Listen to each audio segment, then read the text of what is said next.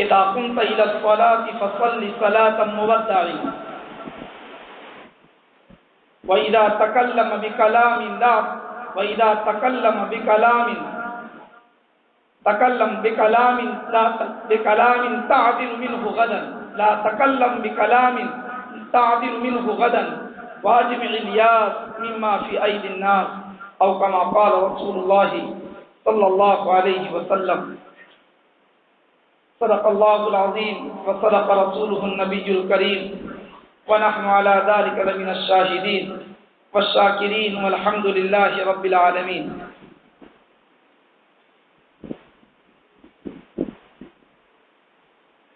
قابل تکریم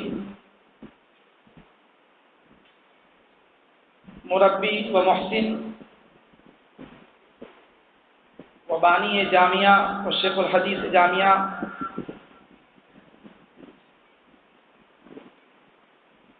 سراپا شفقت حضرت مفتی صاحب دامت برکاتہم، دیگر اساتذہ جامعہ، موقر و معزز مہمانان نظام اور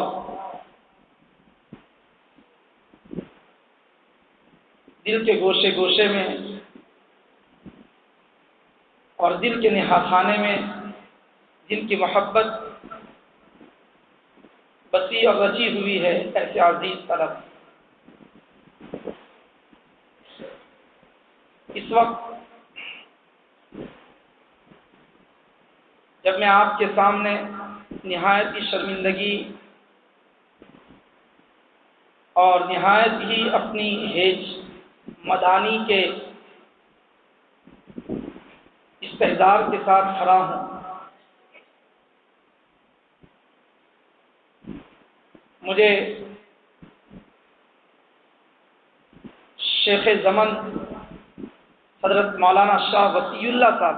شاہ مسیح اللہ خان صاحب جلال آبادی رحمۃ اللہ علیہ کا ایک ملفوظ یاد آ رہا ہے کہ مادر علمی فلاح دارین ترک سر میں آپ تشریف لائے، آپ کا بیان اور خطاب جو روحانی اور نورانی تھا، لیکن مدرسے کے وقت سے کچھ زیادہ ہی دیر لگ گئی تھی. 12 بجے کے بعد کا وقت تھا، طلبہ مطبخ کی طرف رواں دواں تھے. حضرت محتمین صاحب دامت برکاتہم نے حضرت کے جوتیاں اٹھانے کا شرط اس ناچیز کو نصیب کیا تھا، تو میں نے جوتیاں پہنائی اور حضرت کے ساتھ پیچھے پیچھے چلنے لگا. تو حضرت مسیح اللہ خان صاحب دامت برکاتہم نے ہمارے مولانا عبداللہ صاحب کاپدروی دامت برکاتہم سے سوال کیا، بلکہ کہا کہ جی چاہتا ہے کہ فلاح دارین کے تمام طلباء کو مٹھائی کھلاؤں. کہا کہ جی تو یہ چاہتا ہے کہ فلاح دارین کے تمام طلباء میں مٹھائی تقسیم کروں. لیکن اس کے بعد ایک نفسیاتی بات فرمائی، کہا کہ طلباء کی نظر میں مٹھائی سے زیادہ لذیذ چھٹی ہو جانے کی خوشخبری اگر ان کو سنا دی جائے تو اس سے بڑھ کر لذیذ کوئی چیز نہیں. یہ حضرت نے اس وقت فرمایا، اور یہ فرمانے کے بعد کہا کہ اگر آپ کے نظام تعلیم میں کوئی خلل واقع نہ ہوتا ہو تو آج دوپہر کی تعطیل کر دیجئے تاکہ طلباء اس سے خوش ہو جائے. تو حضرت مولانا عبداللہ صاحب کاپدروی چونکہ عقیدت کا تعلق رکھتے تھے حضرت جلال آبادی رحمۃ اللہ علیہ سے، تو فوراً ہی مجھے مخاطب کر کے کہا کہ جاؤ اعلان کر دو کہ ظہر کے بعد تعلیم کی چھٹی۔ مجھے تو صرف اس وقت یہ سنانا ہے اور یہ بتلانا ہے کہ اس وقت چاہے کوئی علمی گفتگو پیش کرے یا کوئی کسی کی بزرگوں کے حوالے سے معارف دقائق پیش کریں، لیکن آپ کی حیثیت ایسی ہے کہ واحد حاضر جمع غائب، یعنی آپ کا جسم تو یہاں حاضر ہے، باقی کوئی ٹیمپو میں بیٹھ چکا ہے، ذہنی اعتبار سے کوئی پیچھے لٹک چکا ہے، کسی کا سامان تیار ہو چکا ہے، کوئی انکلیشور کے اسٹیشن پر گھوم رہا ہے، کوئی بسلری کی بوتل خرید رہا ہے۔ آپ کی حیثیت، کوئی بمبئی کا رخ کیے ہوئے ہے، کوئی بڑودہ کا رخ کیے ہوئے ہے، تو ایسے موقع پر کوئی طویل و عریض گفتگو کرنا مقصود اور مطلوب نہیں ہے۔ حضرت مفتی صاحب دامت برکاتہم کا حکم اور آپ کے حکم کی تعمیل میں آپ کے درمیان کھڑا ہوں۔ مجھے صرف 2-3 گزارشات کرنی ہیں، اور وہ 2-3 گزارشات بھی بہت ہی مختصر انداز میں، جس میں سب سے پہلی بات تو یہ احساس دلانا ہے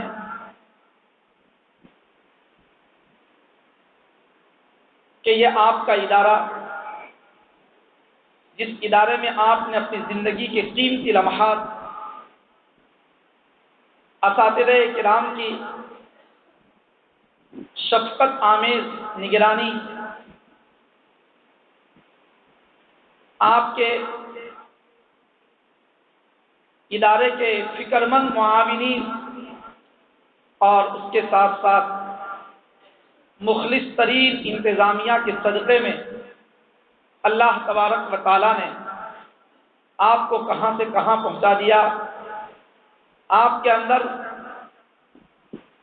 کیسی کیسی صلاحیتیں انڈیلنے کی کوششیں کی گئی، اس کا صرف آپ استحضار کر لیں، اس کو آپ کچھ دیر کے لیے اپنے ماضی کے ایام، اپنے دیہات کے بیتے ہوئے لمحات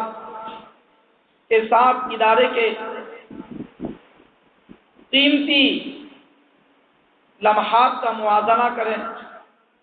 تو آپ ایک لمحے کے لیے بھی اپنے اس محبوب ادارے سے وقتی طور پر ہی صحیح جدا ہونا گوارا نہیں کریں۔ آپ یقین جانیے، رسول پاک صلی اللہ علیہ وسلم کا ارشاد ہے، الناس معادن کمعادن الذهب والفضة، لوگ کانے ہیں جیسے سونا، چاندی، پیتل، اسٹیل وغیرہ کی کانیں ہوتی ہے، اس طریقے سے انسان صلاحیتوں کی کانیں ہیں۔ اللہ تبارک و تعالیٰ کا کتنا انعام ہے، کتنا فضل ہے، کتنا کرم ہے کہ حق تبارک و تعالیٰ نے مجھے اور آپ کو شرافت انسانی نصیب فرمائی۔ حق تبارک و تعالیٰ چاہتا تو کسی درخت کا پتا بنا دیتا، حق تبارک و تعالیٰ چاہتا تو کسی جانور کی دم ہو جاتے، اللہ کی مشیت ہوتی تو نہ معلوم پہاڑ کا ایک ریزہ اور پہاڑ کا ایک ذرہ بن جاتے۔ خسو خاشاک جس طریقے سے ہوائیں اپنے کاندھوں پر اسے اڑائے اڑائے پھرتی ہے، اس طریقے سے ہم کو بھی کوئی ہوا کا جھونکا اڑا کر لے جاتا، اور کہیں ادھر کہیں ادھر تھپیڑے کھاتے ہوئے ہم کہاں سے کہاں پہنچ جاتے۔ لیکن اللہ تبارک و تعالیٰ نے مجھے اور آپ کو انسان اور انسان بنا کر مسلمان اور مسلمان بنا کر رسول پاک صلی اللہ علیہ وسلم کا متبع اور پیروکار، اور اس سے بھی بڑھ کر یہ کہ وارثین انبیاء کے زمرے میں اور حاملین قرآن کے زمرے میں اللہ تبارک و تعالیٰ نے منتخب کرنے کے لیے اس عظیم اور محبوب ادارے کا انتخاب میرے اور آپ کے لیے فرمایا۔ اس نعمت پر اللہ کا بے پناہ شکر ادا کرنا چاہیے۔ آپ ذرا سوچئے تو صحیح، آپ کے خاندان کے، آپ کے گھرانے کے، آپ کے محلے کے کتنے نوجوان جو آپ کے ہمجھولی ہیں، لیکن کوئی صبح اٹھتے ہی کھیت کی طرف روانہ ہوتا ہے، کوئی ٹفن لے کر سروس کی طرف جاتا ہے، کوئی پہاڑوں کی چوٹیوں پر جاتا ہے بھینس چلانے کے لیے، کوئی کاہے کے لیے، کوئی کاہے کے لیے، لیکن حق تبارک و تعالیٰ نے انتخاب کیا آپ کا قرآن مقدس کے لیے۔ آپ کے وہ مشفق ترین والدین کہ جنہوں نے محبت بھرے ہاتھوں سے کسی عالم کو پانی پلایا،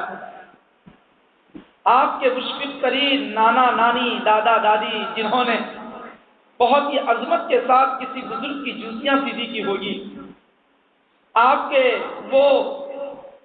خیر خواہ کہ جنہوں نے صرف اور صرف آپ کچھ بن جاویں، آپ اپنے وقت کے حافظ اور عالم بن جاویں، اس کے لیے جب آپ شکم مادر میں مراحل تخلیق طے کر رہے تھے، اس دوران کعبۃ اللہ کا گلاف پکڑ کر کسی ماں نے دعا کی ہوگی، کسی نے طواف کے چکر کاٹتے کاٹتے دعا کی ہوگی، اور کسی نے صفا مروہ کی سعی کے درمیان دعا کی ہوگی، اور کسی نے باب کعبہ کے نیچے کھڑے ہو کر چمٹ چمٹ کر دعائیں کی ہوگی، اور کسی نے روضہ اقدس صلی اللہ علیہ وسلم پر ادب اور احترام کے ساتھ صلاۃ و سلام پیش کرتے ہوئے دعا کی ہوگی۔ اس دعا کا نتیجہ ہے کہ اللہ تبارک و تعالیٰ نے آپ کو اس عظیم ادارے میں قرآن پاک کے لیے منتخب کیا۔ قرآن پاک اور علوم قرآنیہ یہ ہر کس و ناقص کو نہیں ملتے۔ اورثنا الکتاب الذین اصطفینا من عبادہ، کتاب اللہ کا وارث اور کتاب اللہ کا حامل اور کتاب اللہ کا عاشق اور کتاب اللہ کا پڑھنے پڑھانے والا اور قرآن مقدس کی وادیوں میں اور قرآن مقدس کے اوراق کا اور تفاسیر کا مطالعہ کرنے والا یہ ویسے نہیں بن جاتا، اللہ کا منتخب ہے، اللہ تبارک و تعالیٰ کی طرف سے اس کا انتخاب ہوا۔ اگر کسی ممتحن نے کسی دو طالب علم کا انتخاب اس کے ساتھیوں میں سے امتیازی حیثیت سے کیا تو وہ زندگی بھر کے لیے اس ممتحن کا مرہون منت بن جاتا ہے۔ تو اگر اللہ تبارک و تعالیٰ نے کتاب مقدس کے علوم کو حاصل کرنے کے لیے میرا اور آپ کا انتخاب کیا تو اس پر مجھے اور آپ کو کتنا فرحہ اور شادہ ہونا چاہیے، اور کس قدر اللہ تبارک و تعالیٰ کے دربار میں شکر گزاری کرنی چاہیے کہ اللہ تبارک و تعالیٰ نے میرا اور آپ کا انتخاب کیا۔ اور پھر انتخاب ہونے کو ہو جاتا ہے، اللہ تبارک و تعالیٰ کر لیتے ہیں، لیکن اس کے بعد طلب چاہیے، اس کے بعد طلب چاہیے، اس کے بعد مشفق اساتذہ کی فراہمی چاہیے، اس کے بعد مربی ایسے ہونے چاہیے کہ جو آپ کو حقیقی معنی میں سونے چاندی سے زیادہ قیمتی بنا کر امت کے رہبر، امت کے رہنما اور امت کے پیشوا کے روپ میں آپ کو پیش کریں۔ اس لیے قرآن مقدس کہتا ہے کہ کچھ لوگ تو وہ ہیں کہ ان کا انتخاب تو ہو جاتا ہے، لیکن انتخاب کے بعد وہ ظالم لنفسہ ہی ہوتے ہیں۔ ظالم لنفسہ ہی وہ طبقہ ہے کہ جو تمام تر مدارس کی اور اپنے محبوب ادارے کی اور اپنی مادر علمی کی نعمتوں کو استعمال کرتے کرتے اور استعمال کرتے ہوئے اللہ تعالیٰ کی ناشکری کرتا ہے۔ اللہ پاک نے مشفق استاد عطا کیا، لیکن اس نے اس استاد کی شفقت کو سختی تصور کیا اور پھر اس استاد کے ساتھ روگردانی کا معاملہ کیا۔ ظالم لنفسہ، استاد نے اس کو قیمتی ہیرا بنانا چاہا، لیکن اس نے اس کو اپنا دشمن سمجھا۔ استاد نے اس کے پاجامے پر اس کو روکا اور ٹوکا، لیکن اس نے اس کو سختی سمجھا۔ استاد اور مشفق ترین منتظم نے اس کی چال پر حضرت مولانا شاہ صدیق احمد صاحب باندھوی نور اللہ مرقدہ عجیب و غریب بات فرمایا کرتے تھے، بہت عجیب بات فرماتے تھے کہ لوگ بیت و ارشاد کے سلسلے میں حلقہ ارادت کے جذبے سے وابستہ ہونے کے لیے تلاش کرتے ہیں کسی ایسے شیخ و مرشد کو کہ جس شیخ و مرشد سے خرق عادت کے طور پر کرامات کا ظہور ہو۔ حضرت فرمایا کرتے تھے کہ اگر کوئی طالب علم اپنی اصلاح چاہتا ہے تو اس کے لیے اس کے مشفق ترین استاد سے بڑھ کر کوئی شیخ نہیں، اور اس کے منتظم سے بڑھ کر کوئی پیر نہیں۔ اس کا شیخ و مرشد اور اس کا پیر اگر کوئی ہو سکتا ہے تو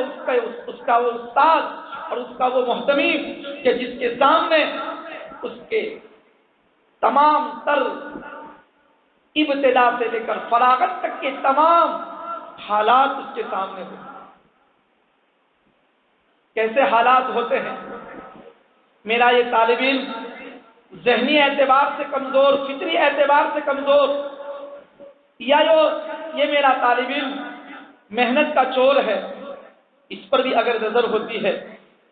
استاد کی نظر اس پر ہوتی ہے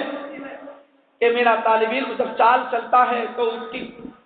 چال میں کبر ہے، اس کی چال میں نخوت ہے، اس کی چال میں شجاعت ہے، اس کی چال میں بناوٹ ہے، ان ساری باتوں کو ایک استاد سمجھتا ہے، اس پر اس کی نظر ہوتی ہے۔ اس لیے بسا اوقات یہ بھی ہوتا ہے کہ طالب علم امتیازی نمبر حاصل کر لیتا ہے، لیکن استاد اور اس کا منتظم اس سے صرف نظر کرتا ہے۔ جذبہ اس کا یہ نہیں ہوتا کہ اس کا نمبر کیوں آیا، بلکہ جذبہ صرف یہ ہوتا ہے کہ اس کی اگر ضرورت سے زیادہ حوصلہ افزائی ہو گئی تو شاید بدہضمی کا شکار نہ ہو جائے۔ اسی لیے ایک بزرگ ایک پگڈنڈی سے گزر رہے اور گزرتے ہوئے اس بزرگ نے دیکھا کہ ایک کتے کا پلہ جو کیچڑ والی نالی میں لٹ پٹ ہے، اگر اس کو باہر نکال کر تپش اور حرارت نہ دی گئی تو ہو سکتا ہے کہ وہ جاں بلب ہو جاوے اور وہ اس سردی کو برداشت نہ کرتے ہوئے کہیں مر نہ جاوے۔ تو انہوں نے اپنی تمام تر بزرگی اور اپنی تمام تر آن بان اور شان کو بالائے طاق رکھ کر وہ گئے، اور جانے کے بعد اس کتے کے پلے کو باہر نکالا۔ جو اس وقت پتے دستیاب ہوئے، جو کاغذ دستیاب ہوا، اس سے اس کتے کے بچے کو صاف کیا، اور صاف کرنے کے بعد اس کو دھوپ کے اندر رکھا۔ چنانچہ جب ایسا محسوس ہوا کہ اب یہ خطرے سے خالی ہے، اس کے بعد انہوں نے چلنا شروع کیا۔ ایک زمانے کے بعد اس بزرگ کا گزر اس علاقے میں دوبارہ ہوا۔ جب ہوا تو وہ وہاں پر جب گزر رہے تھے تو پگڈنڈی سے جہاں سے حضرت گزر رہے تھے اس کے آگے ایک کتا چل رہا تھا، لیکن وہ راستہ نہیں دے رہا، جو چاروں ناچار اس بزرگ کو نیچے اترنا پڑا، اور نیچے اتر کر وہ اس طریقے سے گزرے کہ جس سے ان کے کپڑے کچھ داغدار ہوئے، لیکن کچھ ہی دیر چلے تھے، ایک غیبی آواز آئی کہ یہ کتا اپنا احسان چکا رہا۔ ترمذی شریف میں جب باب ما جاء فی سور القلب کا عنوان آیا تو فقیہ الامت حضرت مفتی مظفر حسین صاحب رحمۃ اللہ علیہ نے حضرت حسن بصری رحمۃ اللہ علیہ کے حوالے سے یہ بات سنائی کہ کتے کے اندر 10 اوصاف ایسے ہیں کہ اگر وہ انسان کے اندر آ جائے تو ولی کامل بن جائے، انسان کے اندر وہ آ جائے تو ولی کامل بن جائے۔ بہرحال مجھے تو عرض کرنا ہے کہ ایک آواز آئی اور آواز یہ آئی کہ اگر میں چاہتا تو آپ کے لیے راستہ دے دیتا اور آپ پگڈنڈی سے عافیت کے ساتھ گزر سکتے تھے، لیکن چونکہ آپ میرے محسن ہیں اور محسن کے ساتھ احسان ہی کا معاملہ کرنا چاہیے، اگر میں آپ کے لیے راستہ دے دیتا اور وہ راستہ ملنے پر آپ کی طبیعت میں عجب اور خودبینی کے جو جراثیم پیدا ہو جاتے تو اس کو کوئی پاکیزہ سے پاکیزہ پانی سے اس کو صاف نہیں کیا جا سکتا تھا، لیکن میں نے آپ کو راستہ نہیں دیا اور آپ نیچے اترے اور اس کی وجہ سے آپ کا دامن داغدار ہوا تو کوئی بات نہیں، یہ پانی سے دھویا جا سکتا ہے، صاف کیا جا سکتا ہے۔ تو یہ گویا کہ ظاہری گندگی اور ناپاکی اس کو تو کوئی پانی سے صاف کی جا سکتی ہے، لیکن کبر اور نخوت کی گندگی وہ ان پانیوں سے صاف نہیں ہوتی۔ اس لیے میں نے اپنے محسن کے ساتھ حسن سلوکی کرتے ہوئے تواضع، انکساری اور کسر نفسی پیدا کرنے کے لیے میں نے آپ کے ساتھ یہ معاملہ کیا۔ مجھے جو بات عرض کرنی ہے وہ یہ کرنی ہے کہ بسا اوقات اساتذہ، بسا اوقات منتظمین اور انتظامیہ اصلاح کے جذبے سے، قیمتی ہیرا بنانے کے جذبے سے، اعلیٰ ترین فرد بنانے کے جذبے سے، پیشوا اور مقتدا بنانے کے جذبے سے کبھی اس طریقے کی تربیت کی باتیں ہوتی ہے، لیکن اس کو جو طالب علم سمجھتا ہے، جو طالب علم اس کو پرکھتا ہے، جس طالب علم کو اپنے ادارے سے، اپنے اساتذہ سے بے پناہ محبت ہوتی ہے، وہ اس کو عین محبت سمجھ کر، یہ سمجھ کر وہ اس کو پیتا ہے، اور اس کے والدین اور اس کے اعزاء یہ سمجھ کر اس کو انگیز کر لیتے ہیں کہ خون جگر پینے کو، لخت جگر کھانے کو، خون جگر پینے کو، لخت جگر کھانے کو یہ غذا ملتی ہے جانا تیرے دیوانے کو۔ سخت گھونٹ، کڑوے گھونٹ اور اساتذہ کی شفقت آمیز سختیاں یہ ہر ایک کو نصیب نہیں ہوتی، یہ ہر ایک کے حصے میں نہیں آتی، یہ انہی کے حصے میں آتی ہے جن کو اساتذہ کچھ بنانا چاہتے ہیں، جن کو اساتذہ اپنی نظر عنایت سے رائے کا پہاڑ بنانا چاہتے ہیں، جس کو قیمتی ہیرا بنانا چاہتے ہیں، انہی کی طرف توجہ مرکوز ہو۔ اس لیے آج کی اس مجلس میں ہم اور آپ اپنے ادارے کی ان نعمتوں کو یاد کریں، اپنے ادارے کی ان احسانات کو جو قدم قدم پر آپ کے ساتھ رہے ہیں۔ آپ یقین جانیے، آپ کے والدین سے پوچھئے، آپ کے اندر اتنی صلاحیت نہیں تھی کہ آپ ایک مرتبہ الف با کہہ سکیں، آپ کے اندر اتنی صلاحیت نہیں تھی کہ آپ ایک مرتبہ الحمدللہ کہہ سکیں، آپ کے اندر ایسی کوئی صلاحیت نہیں تھی کہ جس کی وجہ سے 10-5 منٹ کسی کتاب کی عبارت کو سمجھا سکیں، کسی کتاب کے مسئلے کو حل کر سکیں، لیکن یہ آپ کے اس محبوب ادارے کی نورانی ماحول، یہاں کے علمی ماحول کا نتیجہ ہے کہ آپ کو علم کا چسکا لگا۔ میں محسوس کر رہا تھا کہ لفافے کی شکل میں جو نقد انعامات مل رہے تھے اس سے طلبا کو اتنی خوشی نہیں ہو رہی تھی جتنی کتابوں کی شکل میں انعامات پا کر خوشی ہو رہی تھی۔ بہت سے لوگ تو یہ بھی نہیں دیکھتے بہت سے مدارس میں کہ ہم کو کوئی کتابی شکل میں انعام، ان کے یہاں تو مادیات کی جو ہے نقدی انعام کیا ملنے والا ہے اس کے علاوہ کسی اور پر نظر نہیں۔ لیکن یہ اس علمی ماحول کا نتیجہ ہے، یہ علمی ادارہ اور علمی ذوق رات دن جو آپ کو پلایا جاتا رہا اس کا نتیجہ ہے کہ آپ کو کتابیں لے رہے تھے شوق، محبت اور عقیدت اور عظمت کے ساتھ۔ یہ بہت بڑی نعمت ہے۔ کسی کو علمی ذوق اگر مل جاتا ہے تو پھر وہ کہیں پر بھی بیٹھ جاوے، پیسے، روپیے، ضرورتیں اس کے قدموں میں آ کر ناک رگڑ کر اس کو ملتی ہیں۔ اس لیے آپ اپنی اس ادارے کی نعمت کو نعمت سمجھیں کہ ادارہ کتنی بڑی نعمت ہے۔ میں آپ کو دعوے کے ساتھ کہتا ہوں کہ آپ کو اس ادارے نے وہ جوہر دیے، وہ خوبیاں دی کہ ان جوہر اور خوبیوں کے نتیجے میں آپ اگر کسی ویرانے میں بیٹھ جائیں گے تو اس کو آبادی میں تبدیل کر دیں گے۔ اور یہ کیوں؟ یہ نتیجہ ہے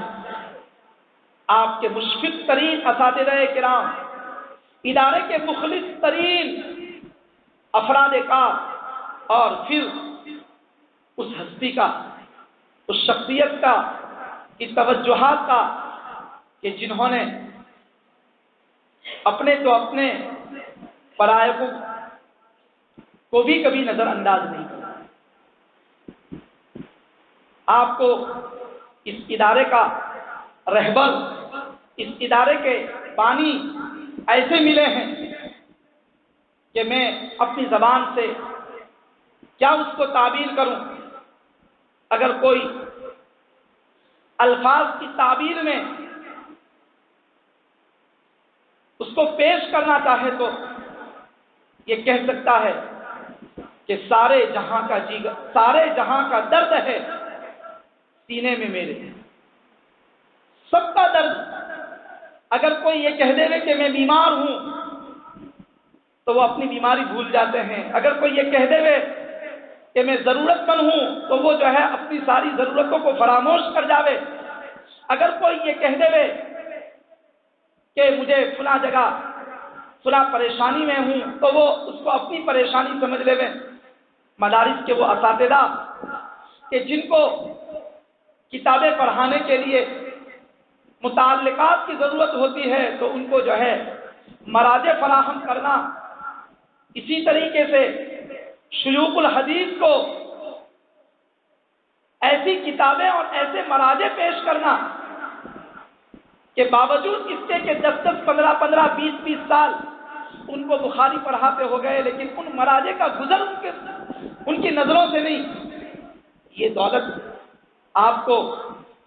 آپ کے بانی، آپ کے رئیس اور آپ کے اس ادارے کے شیخ الحدیث کی شکل میں آپ کو ملا ہے۔ اللہ پاک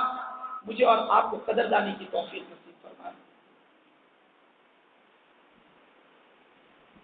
میں تو ان الفاظ میں اپنے استاد، اپنے مربی، اپنے سب کچھ ان الفاظ میں تعبیر کر سکتا ہوں کہ آپ کی زندگی اگر مطالعہ کیا جائے،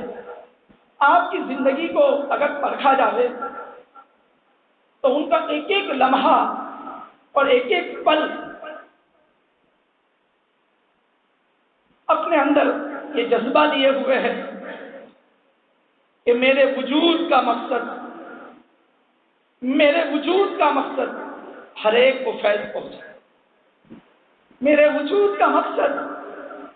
ہر ایک کو فیض پہنچے۔ میں چراغ راہ گزر ہوں، مجھے شوق سے جلائے جائے۔ اپنے آپ کو چراغ راہگزر کی طرح. کوئی آدمی رات کو 12 بجے فون کر کے کہہ رہا ہے کہ میں آ رہا ہوں. کوئی کہہ رہا ہے کہ مجھے آپ کو جو ہے نا اتنی دیر کے لیے کام ہے. آپ کو اس بات کا احساس ہو یا نہ ہو، لیکن اس وقت پورے گجرات کا نہیں بلکہ ہندوستان بھر کے دانشور طبقے کا رجوع حضرت مفتی صاحب کی طرف اس نظریے سے ہے کہ اللہ تبارک و تعالیٰ نے ہمیں جہتی صلاحیتوں سے مالا مال فرمایا ہے. تو مجھے تو یہ عرض کرنا ہے کہ ہم اور آپ اپنی اس نعمت کو نعمت سمجھیں، اس نعمت کو قدر کی نگاہوں سے دیکھیں. آپ اس قالین کو جو مسجد کے اندر بچھی ہوئی ہے،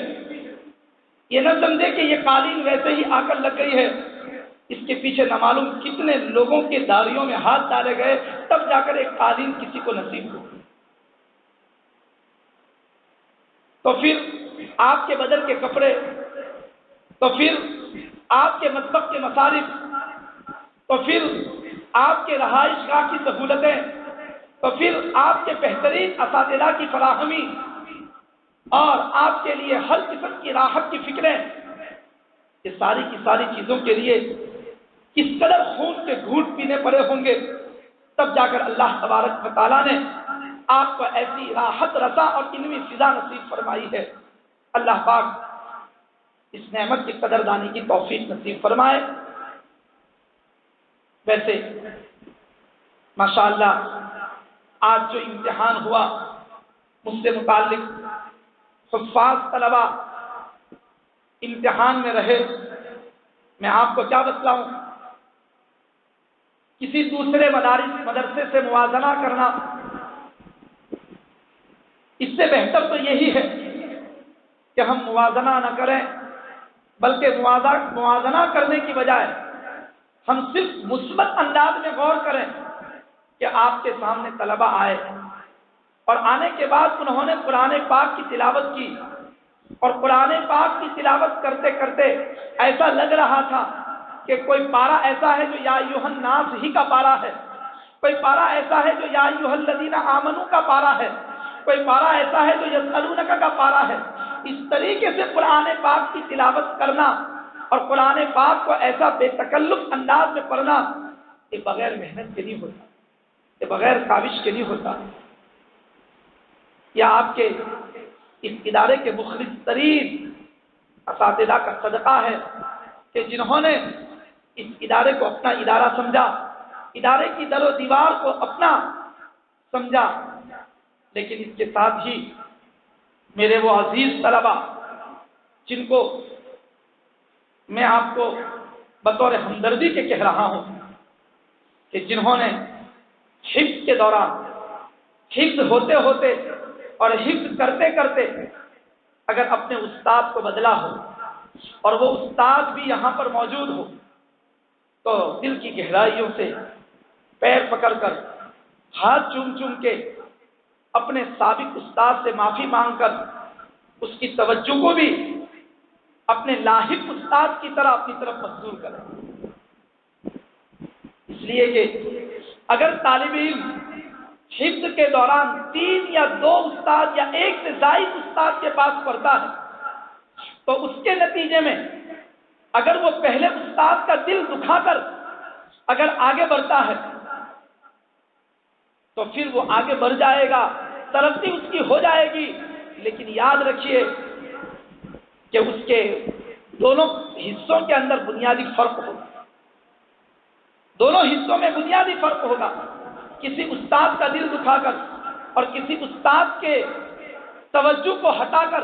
وہ آگے ترقی کرنا چاہے تو کبھی نہیں کر سکتا. اس لیے کہ وہ استاد انتظامی اعتبار سے حرف شکایت چاہے زبان پر نہ لائے، لیکن اس کے دل کو جو ٹھیس پہنچی ہے تمہارے چلے جانے سے یا تمہارے کلاس کے بدلنے سے، اس کا مداوع کوئی نہیں کر سکتا، اس کا علاج کوئی نہیں کر سکتا. اور وہ مشفق ترین اساتذہ، ان سے بھی گزارش ہے، ان سے بہت ہی عاجزانہ گزارش ہے کہ ہم نے مانا کہ وہ آپ کا لادلا اور وہ آپ کا مرکز توجہ کہ جس کے پیچھے آپ نے یقیناً رات کی نیند کو اڑایا تھا، اور رات کو آپ چلچلاتی ہوئی، کپکپاتی ہوئی سردی میں اس کا سبق سننے کے لیے آپ اپنے بستر راحت سے درسگاہ تک پہنچے تھے، لیکن اس نے نادانی میں، اس نے کم علمی میں اور کم عمری میں آپ کی شفقت کو سختی سمجھا تھا۔ آپ دل کی گہرائیوں سے ان کو معاف فرما دیں۔ وہ طلبا اگرچہ آپ کے سامنے زبانی طور پر یہ نہیں کہہ پا رہے ہیں کہ ہم سے غلطی ہو گئی، لیکن ان کو اپنی غلطیوں کا احساس ہے۔ اس لیے اساتذہ کا دل دریا ہونا چاہیے، اساتذہ کا دل سمندر ہونا چاہیے، اور ان کو اپنے چھوٹوں پر نظر شفقت اور توجہ اتنی ہونی چاہیے کہ کوئی بات نہیں، اگر میں نے اللہ واسطے تم کو معاف کر دیا اور تمہاری ہر نازیبا حرکت کو صرف اس پر محمول کیا کہ یہ بچہ نادان ہے، تو یقین جانیے کہ اللہ پاک کل قیامت کے دن ہمارے ہزار اور پہاڑوں کے برابر معصیتوں سے صرف نظر کر کے ہماری اور ہمارے متعلقین کی مغفرت کر دے گا۔ اس لیے وہ عزیز طلبا جو حفظ قرآن پاک کی دولت سے مالا مال ہوئے ہیں، وہ جہاں مبارکبادی کے مستحق ہیں، وہاں پر اس بات پر بھی ان کو توجہ دینی چاہیے کہ میرے کسی استاد کا دل نہ دکھے، اور اگر دکھا ہو تو ان سے دل کی گہرائیوں سے معافی مانگ لے، اس لیے کہ یہ سمجھ کر کہ میں اپنی زندگی کے کسی مرحلے کو اور اپنی کسی منزل کو پا نہیں سکتا جب تک کہ اپنے کسی ادنا سے ادنا استاد کی بھی کوئی ادنا نہیں ہے، لیکن کہنے کو اگر کوئی وہ استاد کے جن نے الف با کی شناخت کروائی ہو، وہ بھی ہمارے لیے قابل احترام ہے۔ اس لیے آج کی اس مجلس میں ہم اپنے محبوب ادارے اور محبوب ادارے کے محبوب اساتذہ اور محبوب منتظمین کے سارے احسانات کو یاد کریں، اور یاد کرتے ہوئے ہم اپنے ادارے کی، اپنے کمرے کی، اپنے جو ہے مطبخ کی ایک ایک دیوار کو احترام کے ساتھ دیکھیں، شفقت کے ساتھ دیکھیں، اور اس کو آپ جب جا رہے ہوں تو ہمارے حضرت مولانا ابرار صاحب نور اللہ مرقدہ عجیب بات فرمایا کرتے تھے، عجیب بات فرماتے تھے کہ عصر کی نماز کے بعد طلبا تفریح کے لیے جاتے ہیں احاطے سے باہر، لیکن مدرسے کی کشش پر اور اس کی زیب و زینت پر کوئی فرق نہیں پڑتا، اس کی رہنائی ویسی کی ویسی رہتی ہے۔ لیکن جب وہ جب چھٹیوں میں جاتے ہیں تو وہ ابھی یہاں پر ہوتے ہیں، اس سے پہلے یہ در و دیوار آپ کے فراق پر اور آپ کی جدائی پر گویا کہ غم کرتے ہوتے ہیں، سوگ مناتے ہوتے ہیں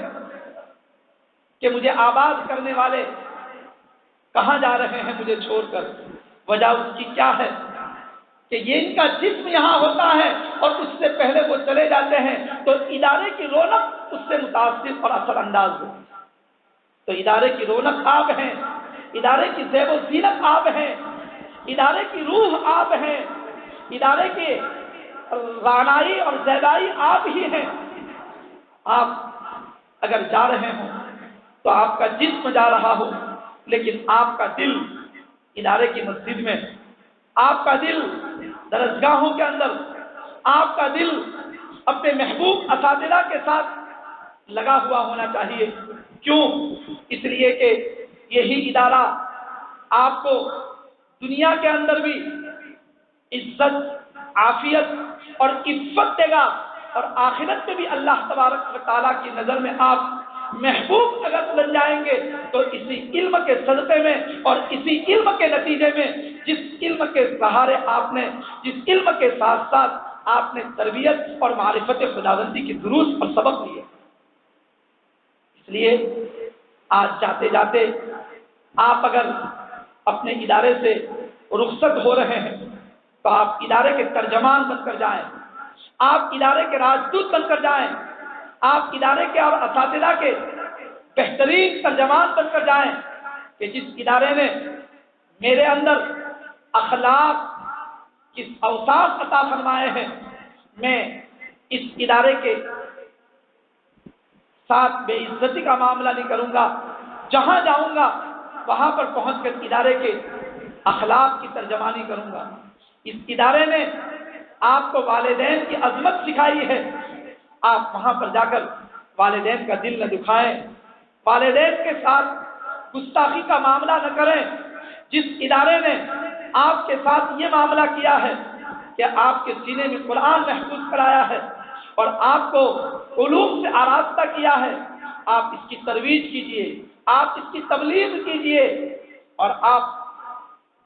اپنے اساتذہ کی ہاتھ چومیے، ان کی پیشانی کو چومیے، آپ اپنے مدیر اور اپنے رئیس کے ہاتھ کو چوم چوم کر آپ ان کی دستبوسی کیجئے، اور اس جذبے کے ساتھ کہ ہم کو ذوق دیا ہے رسول پاک صلی اللہ علیہ وسلم نے کہ جب کوئی نماز پڑھے تو ایسی نماز پڑھو کہ جیسے الوداعی نماز پڑھ رہے ہیں۔ اذا قمت الى الصلاة فصل صلاة مودع، جب تم نماز پڑھو تو ایسی نماز پڑھو جیسے الوداعی نماز پڑھ رہے ہیں۔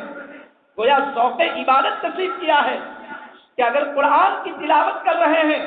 تو ایسی تلاوت کریں غرق ہو کر استغراقی کیفیت کے ساتھ کہ شاید آئندہ معلوم نہیں چند آیات کی تلاوت کا موقع ملے نہ ملے۔ جب آپ سجدے میں ہوں تو ایسی نماز پڑھیں کہ معلوم نہیں آئندہ کسی سجدے کی توفیق ملے یا نہ ملے۔ اور جب آپ اپنے ادارے سے رخصت ہو رہے ہوں تو آپ یقین کیجئے اور آپ اپنے در و دیوار سے معاہدہ کیجئے کہ بہت جلد آ کر ہم اپنے کشکول علمی کو اور اپنے دامن مراد کو گوہر مقصود سے لبریز کریں گے، لیکن معلوم نہیں قضاء و قدر کی نظر میں کیا فیصلے ہیں۔ اس لیے اپنے اساتذہ کی طرف اگر نظر کریں، آپ اپنے ادارے کی طرف نظر کریں، اپنے محبوب شیخ الحدیث اور اپنے محبوب مدیر اور رئیس کی طرف نظر کریں تو ایسی نظر کریں کہ معلوم نہیں میرے مقدر میں اور معلوم نہیں میرے حصے میں ایسی مبارک ہستیاں دیکھنے کو ہے یا نہیں۔ یہ بات حق ہے اور یہ ایک سچ ہے اور سچائی ہے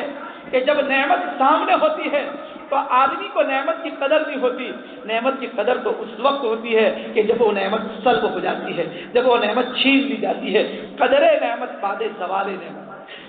نعمت کی قدردانی جب وہ نعمت ہم سے چھین لی جاتی ہے اس کے بعد ہم کو ہوتی ہے۔ اس لیے جامعہ کی ایک ایک اینٹ اور جامعہ کا ایک ایک پتھر اور جامعہ کا ایک ایک سنگ مرمر وہ آپ کو الوداع کہہ رہا ہے، اور الوداع کہتے ہوئے آپ کے لیے آج ہی سے سراپا منتظر ہے کہ میرے لادلو اور میری گود میں پلنے والوں اور میری آغوش محبت میں پلنے والوں، میں تم کو یہ جو رخصت دی جا رہی ہے وہ عارضی اور وقتی ہے، عارضی اور وقتی ہے۔ آپ کے رئیس جامعہ اور آپ کے مدیر جامعہ یہ کہہ رہے ہیں کہ یہ جانے والوں تمہیں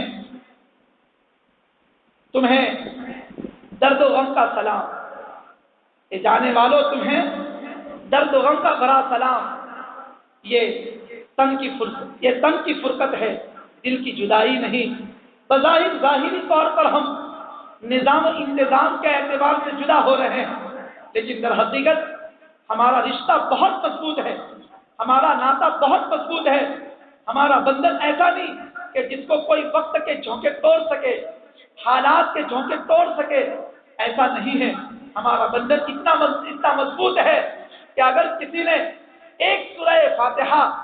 یاد کر لی کسی کے پاس تو وہ زندگی بھر کے لیے